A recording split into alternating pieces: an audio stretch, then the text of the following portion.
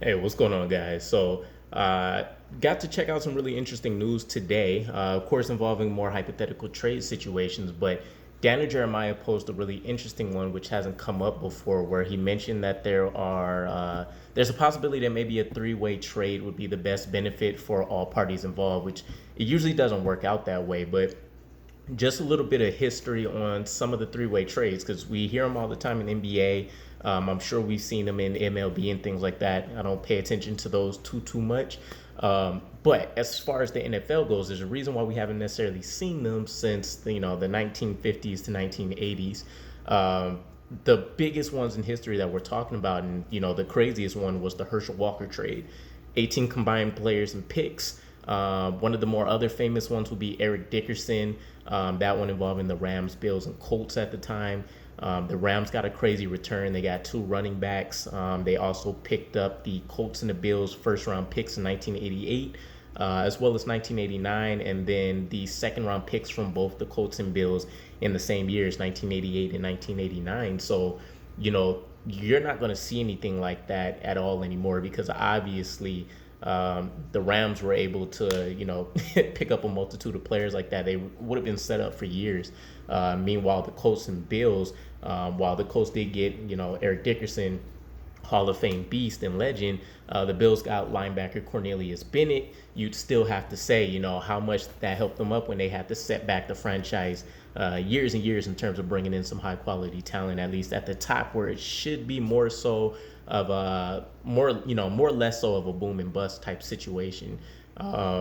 In recent memory, and it's not quite the same.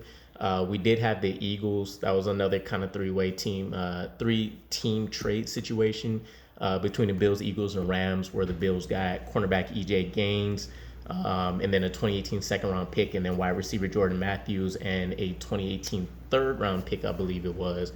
The Rams ended up getting wide receiver Sammy Watkins and a 2018 sixth-round pick, and then the Eagles got cornerback Ronald Darby. So the situation there was a little bit different.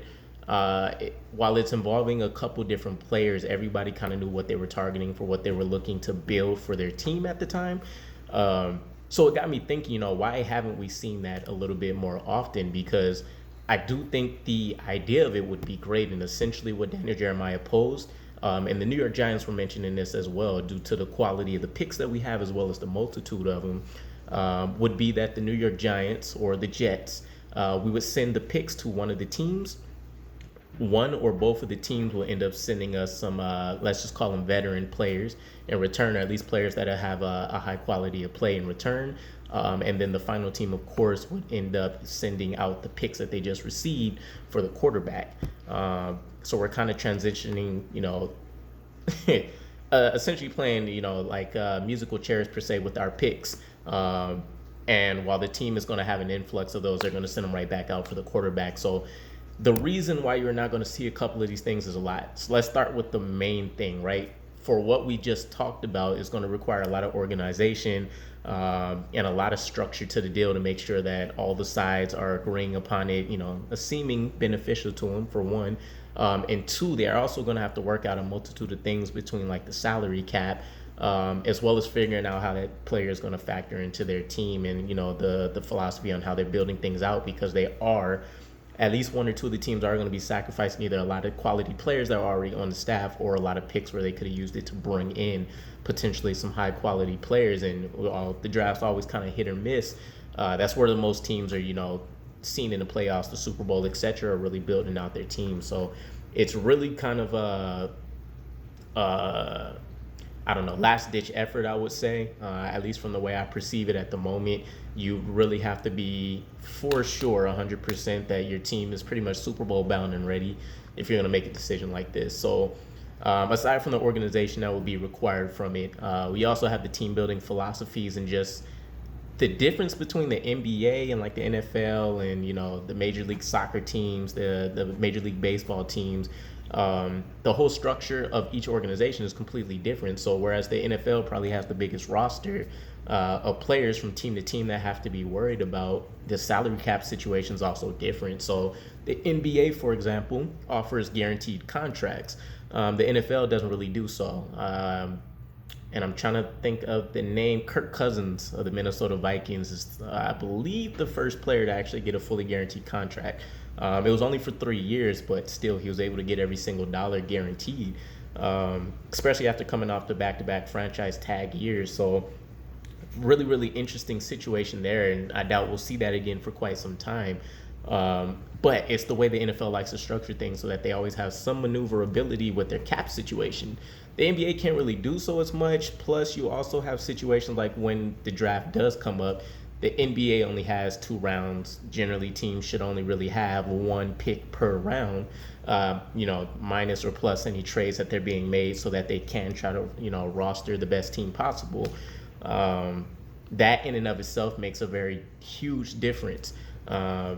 So there's a lot of things like that to combine, and I think that's why we're not going to see it as often. But I think if we play with the idea, it is something we could really look at and maybe feasibly see, right?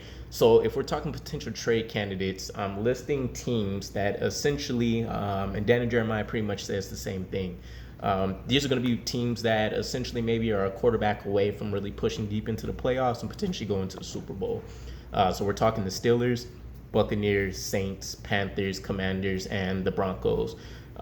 Each of these teams have essentially always either been in the playoffs or they do have a roster that should be competitive if they can improve the quarterback play. And for us, we don't necessarily know how many picks we may need to give up. Maybe we just give up, the high first. Maybe we give up a combination of a first and second, and we still have a pick in each round. And, maybe we can turn that into 2-4 plus players that we can bring in and really facilitate the rebuild on our team. Because keep in mind, we're still lacking a lot of veteran leadership at certain positions. So, we might want to bring in a safety still. You can argue that we also might want to bring in somebody at the cornerback ranks. We have C.J. Mosley at the linebacking core. The defensive line is still relatively young. We have Quinnen Williams, who's just coming up on being able to really have contract talks for himself. We bring in Carl Lawson, who has that veteran presence, but, he's had some injury stuff going on. So, needless to say, there's a lot of arguments that you could make there, but we can turn that into a high-quality wide receiver, a number one. We can maybe turn it into a high-quality tight end maybe that we can get returned for, or like we mentioned, maybe somebody in the safety cornerback position. But either way, let me know what you guys think about the whole idea. It's a little bit far-fetched. I think there's a huge reason, as I mentioned in some of the points before, why we haven't seen trades like the Herschel Walker one and the Eric Dickerson one since the 1950s to the 1980s. But either way, fun idea. Thought I'd mention it to you guys, kind of give you a little bit of the background and everything. But let me know what you guys think. I've seen a few more different hypothetical 3-team trades come up in the last day or two. So let me know if you guys have any on mind. Other than that, I'll catch you again. Peace.